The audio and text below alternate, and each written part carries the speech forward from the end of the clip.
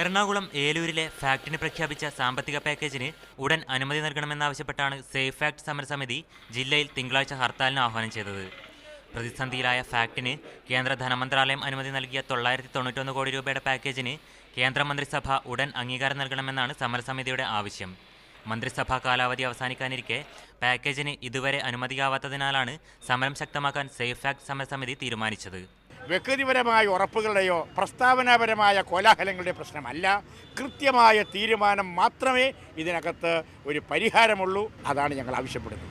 അതേസമയം safe fact സമരസമിതിയുടെ നേതൃത്വത്തിൽ ഫാക്ടിന് മുന്നിൽ നടത്തുന്ന നിരാഹാര സമരം 190 ദിവസം പിന്നിട്ടു. ഹർത്താലിനൊപ്പം വ്യാവസായിക പണിമുടക്കിനും റെയിൽ ഉപരോധത്തിനും സമരസമിതി ആഹ്വാനം ചെയ്തിട്ടുണ്ട്. വിവിധ രാഷ്ട്രീയ പാർട്ടികളും സംഘടനകളും ഹർത്താലിന് പിന്തുണ പ്രഖ്യാപിച്ചിട്ടുണ്ട്. ഹർത്താലിന് ഐക്യദാർഢ്യം പ്രഖ്യാപിച്ച് ഇന്ത്യൻ ഓയിൽ കോർപ്പറേഷൻ ഇരുമ്പനം പ്ലാന്റിലെ ടാങ്കർ ലോറി തൊഴിലാളികൾ ഇന്ന് പണിമുടക്കിലാണ്. മീഡിയ 1 കൊച്ചി.